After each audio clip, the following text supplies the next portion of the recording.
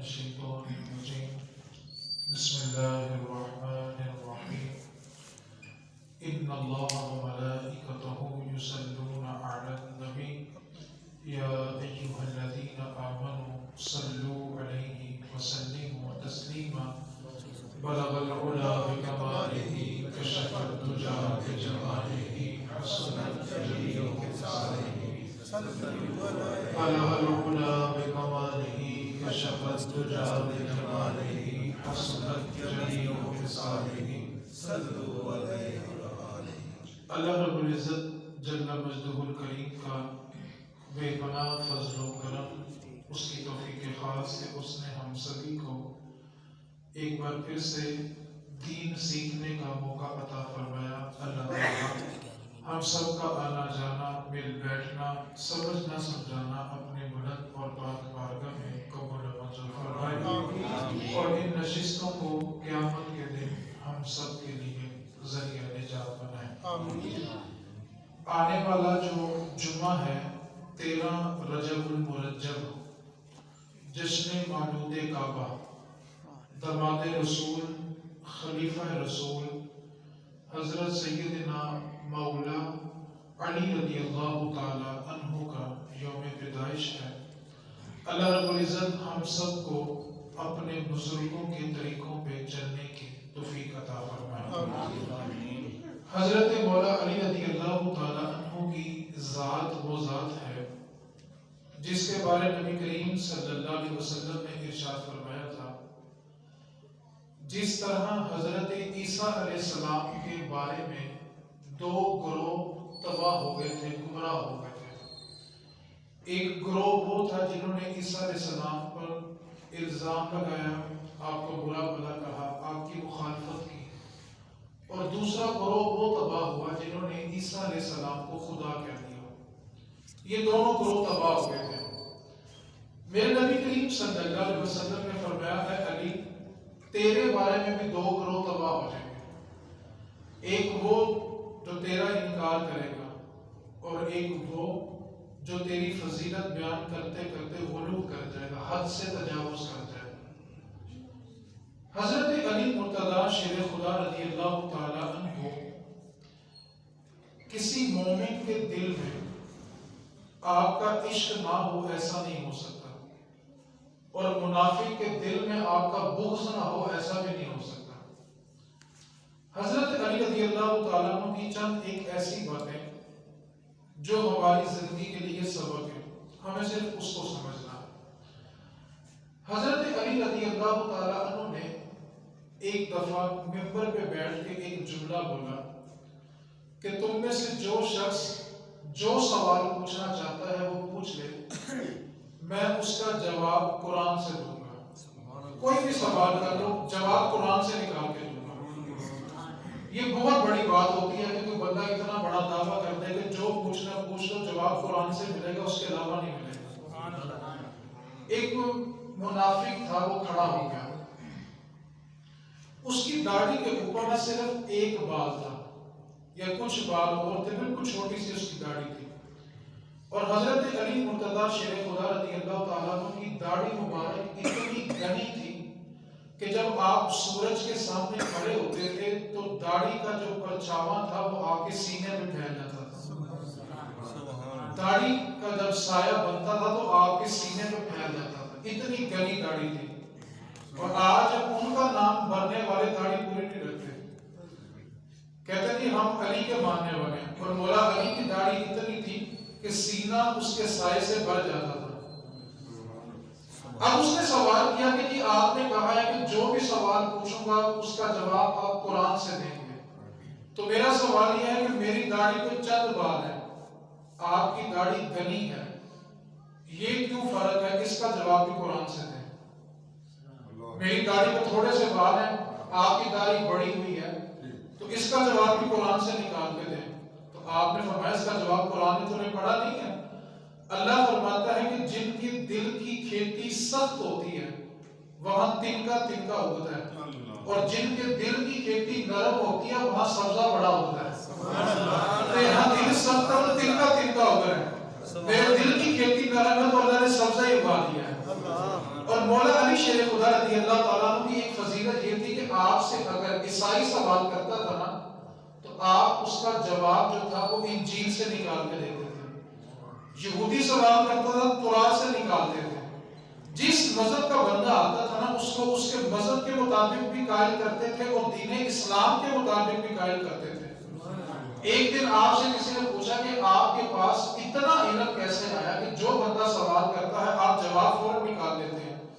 تو بڑی توجہ کے ساتھ سننا ہے کہ وہ علم کہاں سے آیا۔ حضور نے فرمایا تھا نا کہ میں علم کا شہر ہوں اور علی اس کا دروازہ ہے، اور دروازے سے ہر آنے والا دو بار ملتا ہے، آتے وقت بھی ملتا ہے اور جاتے وقت بھی ملتا ہے۔ جس کو مصطفیٰ کا علم چاہیے اس کو علی کا دروازے سے گزرنا پڑے گا اور پھر 2 مرتبہ گزرنا پڑے گا۔ اس نے کہا کہ آپ کے پاس اتنا علم کیسے آ گیا کہ آپ جو سوال آپ سے کیا جاتا ہے آپ فوراً اس کا جواب دیتے ہیں؟ تو آپ نے جو جواب ارشاد فرمایا نا کہ نبی کریم صلی اللہ علیہ وسلم نے نا ایک دن حضرت علی کو بلایا اور فرمایا، اے علی جب میں دنیا سے رخصت ہو جاؤں تو تو نے مجھے غسل میت دینا ہے، میری وفات کے بعد جو میت کو غسل دیا جاتا ہے وہ تو نے دینا ہے۔ حضرت علی عرض کرنے لگے، آقا میں نے کبھی کسی کو غسل نہیں دیا اور آپ کو یہ میری ہمت نہیں کسی اور کی ڈیوٹی لگائے۔ حضور نے فرمایا کہ نہیں علی مجھے غسل دے گا تو صرف تو ہی دے گا، یہ میری وصیت ہے۔ مولا علی نے پھر عرض کیا، آقا میں اتنی جرت نہیں کر سکتا، مجھ میں ہمت نہیں ہوگی۔ جب حضور نے تیسری بار کہا نا تھوڑا جلال میں کہ علی جب میں جاؤں تو غسل تو نے دینا ہے، جب تیسری بار انکار کیا تو میرے نبی نے فرمایا، علی غسل دینا تیرا کام ہے اور غسل کے وقت تیری مدد کرنا مصطفیٰ کا کام ہے۔ غسل تو نے دینا، مدد میں کروں گا۔ اب یہ حضور فرما رہے ہیں۔ الخصائص الکبریٰ امام جلال الدین سیوطی اس حدیث کو روایت کرتے ہیں، اور وہ جلال الدین سیوطی جن کے بارے میں سب کا اتفاق ہے کہ جو حدیث سیوطی روایت کریں اس کو مان لو، کیوں کہ یہ ہر حدیث نبی سے پوچھ کے لکھتے ہیں۔ 72 مرتبہ حضور کو اپنے سامنے بیٹھے ظاہری آنکھوں سے، کھلی آنکھوں سے حضور کو دیکھا ہے۔ آپ کہتے ہیں جب حضور نے پردہ فرمایا تو جب غسل دینے کی باری آئی اور حضور کی وصیت تھی کہ مجھے غسل جو ہے وہ علی دیں گے، اب جب حضور کو غسل دیا جا رہا تو مولا علی فرماتے ہیں کہ جب میں دائیں طرف آتا اور دایاں ہاتھ دھونے کی کوشش کرتا تو حضور اپنا ہاتھ خود ہی بلند کر دیتا، بائیں طرف آیا تو بایاں ہاتھ بلند کر دیا۔ تو پھر مجھے یاد آیا حضور نے فرمایا تھا، علی غسل دینا تیرا کام ہے، مدد کرنا مصطفیٰ کا کام ہے۔ مولا علی سے سوال ہوا تھا کہ آپ کے پاس اتنا علم کہاں سے آیا؟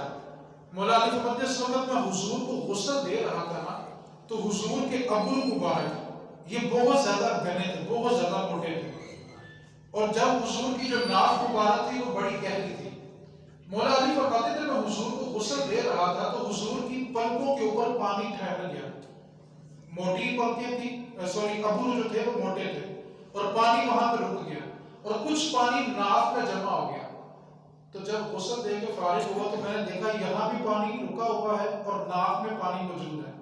پہلے میں نے کپڑا اٹھایا کہ صاف کر دوں، پھر میں نے کہا نہیں بید بھی نہ ہو، میں نے ہونٹوں کو لگایا اور پانی چوس لیا۔ جب وہ پانی میرے سینے سے گزرا تو اللہ نے سینہ اتنا کھولا ہے جس مذہب کا بندہ آتا ہے علی اس کے مطابق اس کو جواب بھی دے دیتا ہے۔ تو یہ وہ پانی میرے سینے سے گزرا ہے جس نے بدن مصطفیٰ کو چھوا ہوا ہے۔ تو یہ نبی کریم صلی اللہ علیہ وسلم کے فیض یافتہ ہیں۔ مولا علی شیر خدا رضی اللہ تعالیٰ عنہ کی بارگاہ میں نا ایک شخص آیا جو خدا کا منکر تھا، اور ان کا یہ عقیدہ ہوتا ہے کہ بس جو تقدیر میں لکھ دیا گیا نا وہ ہو جانا ہے، انسان کے بس میں بھی کچھ نہیں ہے اور نعوذ باللہ خدا کے بس میں بھی کچھ نہیں ہے۔ اس نے آگے نا بڑا عجیب و غریب سوال کیا، اس نے کہا علی میں نے سنا ہے کہ جو تقدیر میں لکھا ہوا ہے وہ ہو جانا ہے۔ آپ نے فرمایا ہاں ایسا کہ جو تقدیر میں لکھا ہے وہ ہو جانا ہے۔ تو اس نے کہا اچھا اگر ہر کام تقدیر کا ہی ہونا ہے تو پھر ہم دعا کیوں مانگتے ہیں؟ جو لکھا وہ تو ہو ہی جانا ہے، تو پھر ہم دعا کیوں مانگتے ہیں؟ دعا تو نہیں مانگنی چاہیے کیونکہ جو لکھا وہ تو ہو ہی جانا ہے۔ آپ نے فرمایا ہو سکتا ہے تیری تقدیر میں یہی لکھا ہو کہ تو مانگے گا تو دوں گا، نہیں مانگے گا تو نہیں دوں گا۔ تو یہ مولا علی شیر خدا رضی اللہ تعالیٰ عنہ شہر علم مصطفیٰ کا دروازہ کہ تیری تقدیر میں یہی ہوگا کہ تو مانگے گا تو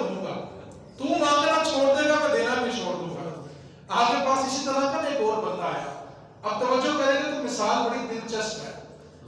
ایک بندے نے آ کے نا سوال کیا کہ علی جو نصیب کا رزق ہوتا ہے وہ بندے کو مل جانا ہے، چاہے وہ گھر میں بیٹھا رہے، چاہے وہ کام کاج کرے نہ کرے، جو نصیب میں اس کے رزق ہے نا وہ اس کو مل جانا ہے. آپ نے فرمایا ہاں ہمارا یہ عقیدہ ہے کہ جو رب نے نصیب لکھ دیا ہے نا، کیونکہ جب بچہ ماں کے پیٹ میں 4 ماہ کا ہوتا ہے نا تو اللہ ایک فرشتہ بھیجتا ہے، وہ اس بچے کی عمر بھی لکھتا ہے، اس کا رزق بھی لکھتا ہے، اس کا جنتی ہونا بھی لکھتا ہے، جہنمی ہونا بھی لکھتا ہے. یہ 4 چیزیں ماں کے پیٹ میں فیصلہ ہو جاتا ہے.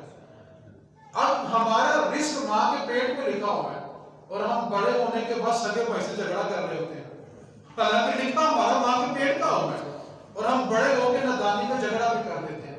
اس نے کہا علی جو نصیب کا رزق لکھ دیا گیا وہ تو مل جانا ہے، لیکن سوال میرا یہ ہے کہ ایک بندہ ہے اور بند کمرہ ہے، اور کمرہ اس طرح بند ہے کہ وہاں سورج کی کرن بھی داخل نہیں ہو سکتی، چاروں طرف سے بند ہے، ایک چھوٹا سا سوراخ بھی نہیں ہے کہ سورج کی روشنی اندر جا سکے، اور اندر ایک بندہ موجود ہے. بتاؤ علی اگر اس کے نصیب میں رزق ہے تو کیسے ملے گا؟ وہاں تو سورج کی روشنی بھی نہیں جا سکتی اور اس کے نصیب میں رزق ہے. آپ نے جواب ارشاد فرمایا سن، جو بندہ 4 دیواری کے اندر موجود ہے اور اس کے نصیب میں رزق بھی ہے، آپ نے فرمایا بتا جو بندہ اندر موجود ہے اگر اس کا آخری وقت آ گیا تو اسرائیل اس بند کمرے میں روح لینے جا سکتا ہے کہ نہیں جا سکتا؟ اس نے کہا یقیناً اگر اس بندے کا آخری وقت آ گیا تو اسرائیل بال یقین اس 4 دیواری کے اندر جہاں سورج کی کرن بھی نہیں جا سکتی وہاں روح لینے جا سکتا ہے. تو فرمایا سن، جہاں اسرائیل روح لینے جا سکتا ہے نا وہاں میکائیل رزق لے کر بھی جا سکتا ہے. یہ رب کی تقسیم ہے، جیسے مرضی کسی کو عطا کر دے. تو یہ مولا علی شیر خدا رضی اللہ تعالیٰ عنہ آپ کا جو علم ہے، اب جو 2 باتیں میں نے آخر میں کرنی ہیں اس پہ تھوڑی توجہ چاہیے. آج جو بے عمل ہوتا ہے، بے نمازی ہوتا ہے، شرابی ہوتا ہے، زانی ہوتا ہے، وہ چرس پی جا رہا ہے، بھنگ پی جا رہا ہے اور نعرے مولا علی کے لگا رہا ہے. ہم سمجھتے ہیں کہ درباروں پہ قوالی ہو رہی ہے، وہاں پہ چرس پی جا رہی ہے، بھنگ پی جا رہی ہے، شاید ہی ان کو سکھایا جاتا ہے کہ یہ تمہارا مسلک ہے. آؤ مولا علی سے پوچھتے ہیں کہ نشہ کیا ہے. توجہ سے مولا علی کا ایک قول سنیں گے نا تو آپ کے دل میں بات اترے گی اور آپ کو سمجھ آئے گا کہ درباروں میں یہ غلط کیوں ہو رہا ہے. مولا علی شیر خدا فرماتے ہیں کہ ایک کنواں ہو، آپ سب نے کنواں دیکھا ہو جائے سے رسی ڈال کے ڈول ڈال کے پانی نکالتے ہیں. مولا علی فرماتے ہیں کہ اگر کنویں کے اندر ایک قطرہ شراب کا گر جائے، ایک قطرہ شراب کا کنویں کے اندر گر جائے اور اس کے بعد کنواں خشک ہو جائے، اتنا خشک ہو جائے کہ اس کے اوپر سبزہ اگ جائے، اور اگر کوئی اونٹنی اس سبزے کو کھا لے اور پھر اس اونٹنی کا دودھ نکالا جائے تو علی کو دودھ بھی نہیں پیے گا. کنویں میں شراب گرے، کنواں خشک ہو جائے، اس پہ سبزہ اگے، اونٹنی کو سبزہ کھائے، اس سبزے سے دودھ بنے، اس دودھ کو دویا جائے اور علی کو دیا جائے تو علی کو دودھ بھی نہیں پیے گا. تو آج لوگ نشے میں مولا علی کے نعرے مارے تو ہم یہ سمجھتے ہیں کہ علی کے عشق میں کر رہے ہیں. خدا کی قسم یہ علی کو اذیت دے رہے ہیں اور 6 مہینے یہ غسل نہیں کرتے. مولا علی شیر خدا رضی اللہ تعالیٰ عنہ جسمانی اعتبار سے کافی فربا تھے، کافی موٹے تھے مولا علی شیر خدا رضی اللہ تعالیٰ عنہ، اور آپ ہر وقت میں پینڈ کروا کے رکھتے تھے، سر پہ بال نہیں رکھتے تھے. تو ایک دن آپ سے ایک شخص نے پوچھا امیر المومنین آپ ہر وقت سر پہ ٹینڈ کروا کے رکھتے ہیں، بال کیوں نہیں رکھتے؟ آپ نے تو جواب دیا نا وہ سمجھنے والا ہے. آپ نے فرمایا کہ میں نے نبی کریم صلی اللہ علیہ وسلم سے سنا ہے جب بندہ ناپاک ہوتا ہے اس پہ غسل فرض ہوتا ہے تو سب سے زیادہ جو ناپاکی ہوتی ہے وہ سر کے بالوں کی جڑوں میں ہوتی ہے. اور علی سر پہ بال اس لیے نہیں رکھتا کہیں غسل فرض ہو، علی غسل کرے تو کوئی بال خشک نہ رہے اور علی ناپاک نہ رہ جائے. اتنی احتیاط دینی معاملات کے اندر. اور آج گتے باندھی ہوئی ہیں، پٹے چھوڑے ہوئے ہیں، 6 مہینے غسل نہیں کرنا اور نشے میں مارو نعرہ علی کا، تو تم علی سے عشق نہیں کر رہے، علی کو اذیت دے رہے ہو. 6 مہینے یہ غسل نہیں کرتے اور کہتے ہیں ہم علی کا ملک ہے. جس علی کے ملک ہے نا مولا علی شیر خدا رضی اللہ تعالیٰ عنہ، آپ کی جو پیدائش ہے نا وہ کعبے کی 4 دیواری کے اندر ہوئی ہے. آپ پیدا بھی مسجد میں ہوئے اور آپ شہید بھی مسجد میں ہوئے، اور علی کا ملنگا وہ مسجد کے قریب سے گزرتا بھی نہیں ہے۔ جس کے ملنگا وہ پیدا بھی مسجد میں ہوئے ہیں، شہید بھی مسجد میں ہوئے ہیں، اور دربار پہ بیٹھے رہتے ہیں، نماز پڑھنے نہیں جاتے، کہتے ہیں ہم علی کے ملنگ ہیں، ہماری نماز مدینے ہوتی ہے۔ مولا علی جب کوفے میں تھے نا، اور کوفے میں آپ شہید ہوئے، آپ نے ساری زندگی یہ نہیں کہا تھا کہ میری نماز مدینے میں ہوتی ہے، آپ نے نمازیں کوفے میں پڑھی ہیں۔ دادا صاحب نے کبھی نہیں کہا تھا کہ میری نماز مدینے ہوتی ہے، آپ نے لاہور میں پڑھی ہے۔ خواجہ معین الدین چشتی نے کبھی یہ نہیں کہا کہ میری نماز مدینے ہوتی ہے۔ یہ آج کل کے پیروں کی نمازیں پتہ نہیں کیسے مدینے ہوتی ہیں، اور ہم اپنی عقیدتیں، اپنے نذرانے ان لوگوں پہ نچھاور کر رہے ہوتے ہیں، ڈر رہے ہوتے ہیں، یہ ساڑھ کے سوا کر دیں گے، تباہ کر دیں گے۔ میں ایک جملہ کہا کرتا ہوں، اگر ان میں اتنی طاقت ہوتی نا تو آج تک انہوں نے مودی ساڑھ دینا تھا، آج کل ٹرمپ سڑ جانا سی۔ اتنے ظلم ہونے کے باوجود بھی دہشت گرد ان سے مرے ہوئے نہیں، اس کے لیے آرمی کے جوان شہید کروانے پڑے۔ تو یہ کچھ نہیں ہے میرے بھائی، آپ مسلمان ہیں، وہ اس بات پر عقیدہ مضبوط کریں، خدا کرنے پہ آئے تو ساری کائنات مل کے اس کو روک نہیں سکتی، اور خدا نہ کرنے پہ آئے تو یہ ساری کائنات مل کے کچھ نہیں کر سکتی۔ ہم مسلمان ہیں یار، خدا کی ذات پر عقیدہ مضبوط کریں۔ ہم کسی اور طرف چل پڑے نا، ہم سمجھتے ہیں کہ بس جو اس نے کہہ دینا وہی ہو جانا ہے۔ ایک بات کو یاد رکھیں، ہمارا یہ عقیدہ ہے کہ اللہ کے دیے ہوئے سے انبیاء بھی دیتے ہیں، اولیاء بھی دیتے ہیں، لیکن انبیاء اور اولیاء لینے میں رب کے محتاج ہیں۔ رب دے تو دیتے ہیں نا۔ آپ ایک چھوٹی سی بات کو توجہ کریں، یہ نہ تو عقیدہ مضبوط ہوگا۔ میرے نبی کی جتنی شانیں ہیں، جتنی رفعتیں ہیں، بے مثال ہیں، لیکن ساری عطا کس نے کی ہے؟ اللہ نہ بناتا تو نہ ہوتا۔ اپنا عقیدہ اس بات پر مضبوط کریں کہ قادر میرا رب ہے۔ مولا علی شیر خدا رضی اللہ تعالیٰ عنہ کے جو مقام ہے نا، توجہ سے آپ نے بات سنی ہے۔ میرے نبی کریم صلی اللہ علیہ وسلم نے ایک دن حضرت علی کو بٹھا کے ایک جملہ کہا، علی، دو بندے دنیا میں سب سے بڑے بدبخت ہیں، ایک وہ بندہ سمود جس نے صالح علیہ السلام کی اونٹنی کی اونچے کاٹی تھی، اور دوسرا بدبخت انسان وہ ہوگا علی جو تیری گردن پہ تلوار چلائے گا۔ مولا علی کو ان کی زندگی میں حضور نے بتا دیا تھا کہ علی تجھے شہید کیا جائے گا، اور میرے نبی نے یہاں تک بھی بتایا تھا علی جب تجھ پہ تلوار چلے گی نا تو تیری ساری داڑھی خون سے بھر جائے گی۔ یہ میرے نبی نے مولا علی کو ان کی زندگی میں بتایا تھا۔ عبد الرحمن ابن ملجم وہ بدبخت بندہ ہے جس نے مولا علی کو شہید کیا تھا۔ اصل میں ایک عورت تھی، اس کا مختلف نام آتے ہیں، ایک نام اس کا کتاب بھی ہے، کتاب بھی اس کو کہتے ہیں۔ یہ عورت جو تھی، اس کا باپ، اس کا بھائی اور اس کا ایک بیٹا تھا غالباً، یا اس کا شوہر تھا۔ یہ تینوں بندے نا غزوہ بدر میں مارے گئے تھے، کافروں کی طرف سے لڑ رہے تھے اور قتل ہو گئے تھے، اور اس کے سارے خاندان کو قتل کرنے والے وہ مولا علی تھے۔ مولا علی تھے۔ اب مولا علی نے اس کے سارے خاندان کو قتل کیا تھا غزوہ بدر میں، بدر کے میدان میں۔ اب جو عبد الرحمن ابن ملجم خبیث تھا جس نے مولا علی کو شہید کیا، اس عورت کا اور عبد الرحمن ابن ملجم کا نا آپس میں کچھ سیٹنگ تھی اور یہ نکاح کرنا چاہتے تھے۔ اس عورت نے عبد الرحمن ابن ملجم سے کہا کہ میں تجھ سے نکاح کروں گی، لیکن میری دو شرطیں ہیں، میں 3000 درہم حق مہر لوں گی اور ساتھ میں علی کا سر لوں گی۔ یہ دو چیزیں لے آؤ میں تم سے نکاح کر لوں گی، کیونکہ اس نے میرا سارا خاندان بدر کے مقام پہ مار دیا تھا۔ عبد الرحمن ابن ملجم وہ بندہ تھا جو کہنے کو مسلمان تھا، کہنے کو۔ ایک دن مولا علی نے اس سے منہ پہ کہا تھا کہ عبد الرحمن تیرے ہاتھوں سے مجھے اپنے خون کی بدبو آتی ہے، تو یہ قدموں میں گر گیا تھا، معافی مانگنے لگا کہ مجھ سے ایسا نہیں ہو سکتا کہ میں اور آپ پہ حملہ کروں۔ تو میں کہ نہیں، مجھے میرے نبی نے بتایا تھا، مجھے میرے نبی نے بتایا تھا کہ تو ایسا کرے گا۔ لیکن وقت آیا جب عورت کے عشق میں گرفتار ہوا۔ عورت کا عشق ایک ایسی چیز ہوتی ہے جو بندے سے اس کا ایمان بھی کھینچ لیتی ہے۔ ہم سمجھتے ہیں کہ آج لوگ چائنا سے آتے ہیں، یہاں کی لڑکیاں لے جاتے ہیں، آپ کیا سمجھتے ہیں وہ سارے مسلمان ہو کے آتے ہیں؟ یہ پیسہ اور عشق یہ بندے کا ایمان بھی کھینچ لیتے ہیں۔ عبد الرحمن ابن ملجم نے کہا ٹھیک ہے، میں 3000 درہم بھی دوں گا اور نعوذ باللہ علی کا سر بھی دوں گا تم نکاح کے لیے تیار ہو. یہ جس طرح محراب ہے نا، اسی طرح محراب مسجد کوفہ، جامع مسجد کوفہ، جہاں مولا علی شیر خدا نماز بھی پڑھاتے تھے اور جمعہ بھی پڑھاتے تھے. عبد الرحمن ابن ملجم نے رات کے وقت آگے، تہجد کے وقت آگے نا ممبر کے پیچھے چھپ گیا اور اس نے اپنا جو خنجر تھا نا وہ ساری رات زہر میں بھگو کے رکھا. چھری، چاقو، خنجر، تلوار، اگر اس کو آپ زہر میں بھگو کے رکھیں تو ان کی خاصیت یہ بن جاتی ہے کہ آپ ہلکا سا بھی کٹ لگائیں گے نا تو زہر پورے جسم میں پھیل جائے گا.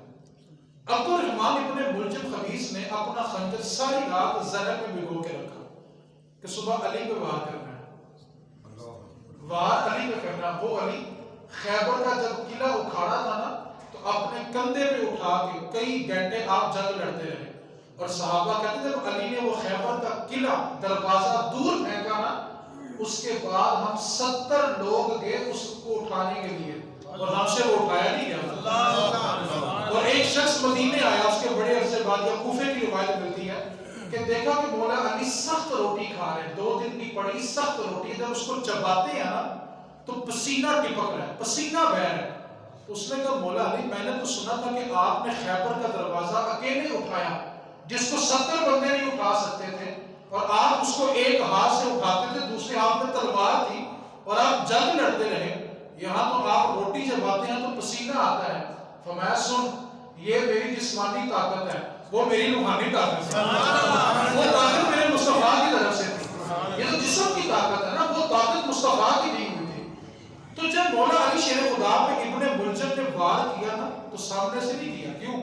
علی کا کوئی سامنا کرے، یہ کیسے ممکن ہے؟ علی کے سامنے کون کھڑا ہو سکتا ہے؟ اس نے آگے نا آپ کی گردن پہ وار کیا.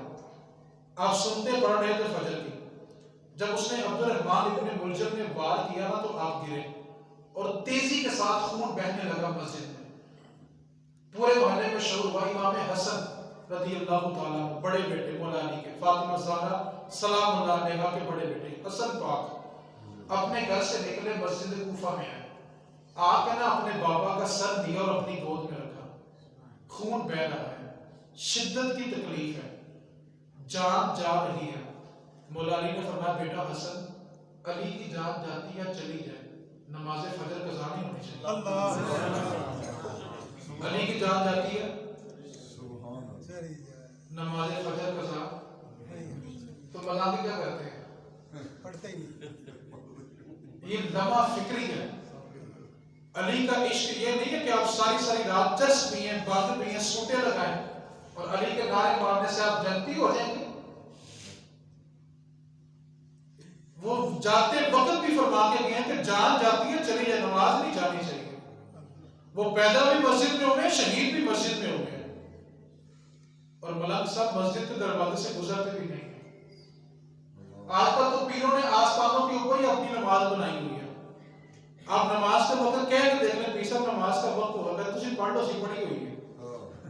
آگے سے کہتے ہیں کیا تسی پڑھنی اسی قائم کرنی ہے، تسی پڑھنی ہے تے اسی قائم کرنی ہے. ایک بات کو یاد رکھیں، آپ ہسٹری اٹھا کے دیکھیں، کسی نبی نے کسی ولی نے کبھی یہ نہیں کہا تھا کہ میری نماز وہاں ہوتی ہے. یہ فریب دیا جا رہا ہے. اس کی میں ایک سادہ سی مثال دیتا ہوں. آپ توجہ کریں کہ میرے بابا جی فرماتے ہیں، میرے بزرگ فرماتے ہیں، جو بندہ اپنا ظاہری جسم پاک نہیں کر سکتا، 6 مہینے غسل نہیں کرتے، اس کی وجہ کیا ہوتی ہے؟ کالا علم کرنے کے لیے یہ شرط ہوتی ہے کہ کالا علم کرنے والا ناپاک ہو. جتنا وہ ناپاک رہتا ہے اتنا اس کے علم میں اثر ہوتا ہے. دوسری شرط یہ ہوتی ہے کہ یہ گندی جگہ بیٹھے، جتنی گندگی میں بیٹھا رہے گا اتنا اس کے علم میں اثر ہوتا ہے. ہمیں تو مصطفیٰ نے یہ بتایا کہ صفائی نصف ایمان ہے. اب میرے بابا یہ فرماتے ہیں کہ جو بندہ اپنا ظاہری جسم پاک نہیں کر سکتا وہ تیرا من کیسے پاک کرے؟ اس کی تو اپنے آپ میں قدرت نہیں ہے کہ وہ اپنے آپ کو پاک کر رہے ہیں، اور ہم اس کے سامنے ہاتھ باندھ کے عقیدتیں نشاور کر رہے ہیں، نوٹ لٹا رہے ہیں. اب تو اللہ ماشاءاللہ بہت سارے آستانے صرف اس لیے رہ گئے ہیں کہ سال بعد ایک کانفرنس کر لو اور سال بعد 1-2 قوالیاں کرا لو تو وہ سمجھتے ہیں کہ ہم نے پیر ہونے کا حق ادا کر دیا. یہ پیری مریدی نہیں ہے. اگر دین ایک جملہ کہنے لگو بعض اوقات مولویوں کو لڑ بھی جاتا ہے.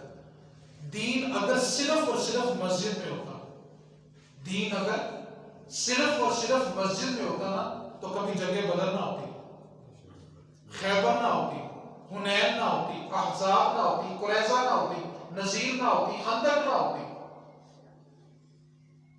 کیا میرے حضور کو ماننے والے تن من دن مسجد نبی میں قربان نہیں کرتے تھے؟ کیا ہمارے بدن ہماری جانیں حضور سے زیادہ نازک ہو گئی؟ ہم سمجھتے ہیں سال بعد ایک قوالی ہو جائے، آستانے میں سال بعد ایک کانفرنس ہو جائے تو ہم سمجھتے ہیں کہ ہم نے پیر مریدی کا حق ادا کر دیا. میرے نبی نے تاج میں پتھر بھی کھائے، میرے نبی نے احد میں دندان شہید بھی کروائے. المیہ یہ ہے، آپ 10 انگوٹھیاں پہنی ہوتی ہیں، ٹھیک ہے، بیٹھے ہیں جی علی کے بلند میں. میرے نبی نے فرمایا کہ مرد کے لیے جو حدیث میں بیان کرنے لگا نا توجہ سے سنیں گے تو خلاصہ سمجھ آئے گا. میرے نبی نے فرمایا کہ مرد چاندی کی انگوٹھی پہن سکتا ہے اور ایک پہن سکتا ہے اور ناگ والی پہن سکتا ہے. ناگ کے بغیر بھی خالی چھلا پہننا چاندی کا جائز نہیں ہے، اور 4.5 ماشے چاندی پہننا جائز ہے. اب حدیث دوبارہ سنیں، ایک انگوٹھی ہو، ناگ والی ہو، 4.5 ماشے کی ہو. یہ میرے نبی نے فرمایا. اور جانتے ہیں میرے نبی کی یہ حدیث روایت کس نے کی ہے؟ مولا علی نے کی ہے. جس کے ملازمت کے 10 انگوٹھیاں پہن رہے ہیں نا، یہ حدیث بیان ہی مولا علی نے کی ہوئی ہے کہ میرے نبی نے فرمایا کہ انگوٹھی ایک پہننی ہے. اور مرد کے لیے اگر چاندی حلال ہے نا تو چاندی میں صرف انگوٹھی حلال ہے. چاندی کی بریسلیٹ، یہ گلے میں چینے پہن لینا، کڑے پہن لینا، یہ جائز نہیں ہے. آج لوگ چاندی کے کڑے پہن لیتے ہیں، پتل کے پہن لیتے ہیں، اسٹیل کے پہن لیتے ہیں. کہتے ہیں یعنی نجف شریف سے آیا ہے، کربلا معاہدہ سے آیا ہے، شہباز قلندر سے آیا ہے. ایک بات تو بتائیں، کس بزرگ نے کہا تھا کہ میرے بعد تم کڑے پہن لینا لیکن نماز نہ پڑھنا؟ کسی ایک ولی کا کوئی ایک واقعہ تو سنانے کسی نے کہا کہ تم نماز نہ پڑھنا. داتا علی اجمیری سرزمین ہندوستان میں سب سے بڑی شخصیت ہے. آپ نے دین کے لیے بلا کیا برداشت کیا؟ 7 مرتبہ ایسا ہوا کہ ہندوؤں نے آپ کو اتنا مارا کہ آپ کو مردہ سمجھ کے چھوڑ کے چلے گئے تھے. لیکن اس کے باوجود آپ نے سب سے پہلے مسجد بنائی تھی. ہم تھوڑی توجہ کریں، ہم کن لوگوں کے سامنے اپنی عقیدتیں نشاور کر رہے ہیں. اس کی میں ایک مثال دے کے بس گفتگو سمیٹنے لگا، 3 منٹ ہمارے باقی رکھیں. توجہ آپ نے کرنی ہے. آپ اکثر دیکھتے ہوں گے کہ نہر کے کنارے درباروں کے باہر نا وہ بڑے بڑے بکسے لگا کے نا اس کے اندر انگوٹھیاں لگی ہوتی ہیں. وہ زمین پہ بیٹھے ہوتے ہیں، نگ پڑے ہوتے ہیں، انگوٹھیاں پڑی ہوتی ہیں اور بیچ رہے ہوتے ہیں. اچھا بندہ ان کے پاس چلا جائے، بابو جی مینوں نا انگوٹھی چاہیے. کہے گا تیرا نام کی ہے؟ اچھا تیرے نام دے نال نا فلاں نا کو میچ ہوتا ہے. اچھا بابا جی کتنے دی؟ جی ہمیں نہیں مل جائے گی. اب وہ ایک انگوٹھی نکالتا ہے اور انگوٹھی دے کے بولا کیا کہتا ہے؟ پتر تو اے ناگ پا تیری قسمت چمک جائے گی. کیا کہتا ہے؟ ناگ پا تیری قسمت چمک جائے گی. سارے بولو، پیچھے والے بولو، تاڑے نہیں چمکی، بولو سے بولو بہت چمکی جاوے یار. ناگ پا تیری قسمت. اب توجہ کریں، کتنے ناگ اس نے اس کو دیے تھے؟ ایک. اور ساتھ کیا کہا؟ تیری قسمت. خود پوری صندوقڑی ہے اور بیٹھا نہر کے کنارے، وہ تیری قسمت کیوں نہیں چمکی بھائی؟ تجھے تو بغیر الیکشن کے وزیر اعظم ہونا چاہیے تھا. لوگوں کو ایک ایک انگوٹھیاں دے کے ان کی قسمت چمکائی جا رہے ہیں. خود پوری صندوقڑی ہے اور روٹی کے لیے پیسے کسی سے مانگ رہے ہوتے ہیں. ہم کیا کہتے ہیں؟ انہوں نے فلاں بابے نے کہا سی تیری قسمت چمک جانی، آپ فیصلہ کریں گے. پتھروں نے ہماری قسمت چمکانی ہے. پتھر تاثیر والے ہوتے ہیں، اس کا انکار نہیں ہے، اس کا ذکر قرآن میں بھی ہے. پتھر روتے بھی ہیں، پتھروں کی تاثیر موجود ہے، لیکن دینے والی ذات رب کی ہے. اس طرف لوگوں کو اس طرف لائیں. آج علی کے نام کے نعرے لگائے جائیں، بنگیں دی جائیں، چرسیں دی جائیں، قوالیاں کرا کے ہم یہ سمجھ لیں. میں قوالی کا منکر نہیں ہوں. داتا صاحب رحمت اللہ نے جو قوالی کی شرائط لکھی ہے نا، اگر آج کے پیر وہ شرائط پڑھ لیں نا، میں سارے پیروں کی بات کرتا ہوں، تو میں کہتا ہوں اپنے آستانے میں قوالی کرائے کوئی نہ۔ توجہ سے پہلی شرط سنے داتا صاحب ہے، اور لکھنے والے اللہ کا شکر داتا صاحب ہے۔ میں لوگوں نے کہا سی مولوی نے اپنے کو لکھ دیا، یہ بھی اللہ کا کرم ہے، لکھی داتا صاحب نے۔ داتا صاحب فرماتے ہیں کہ پہلی شرط کیا ہے قوالی پڑھنے والا، میں پہلی شرط بیان کروں گا، آپ سمجھ جاؤ گے وہ کی ہے۔ پہلی شرط یہ ہے کہ داتا صاحب فرماتے ہیں قوالی پڑھنے والا باشرہ ہو۔ سبحان اللہ۔ دوسری شرط قوالی پڑھنے والا 5 وقت کا نمازی ہو۔ نمبر 3 قوالی پڑھنے والا شریعت کا پابند ہو۔ نمبر 4 جہاں قوالی پڑھی جا رہی ہے وہاں نابالغ بچہ نہ ہو۔ نمبر 6 جہاں قوالی پڑھی جا رہی ہے وہاں پیر کامل موجود ہو۔ نمبر 7 جہاں قوالی پڑھی جا رہی ہے سارے اہل سماع ہوں، سننے والے ہوں، اور امام غزالی نے اہل سماع کی تعریف بلا کے لکھی ہے، جو قوالی سننے والے ہوتے ہیں ان کی تعریف بلا کے لکھی ہے کہ اگر بندے کو 7 دن بھوکا رکھا جائے، کتنے دن؟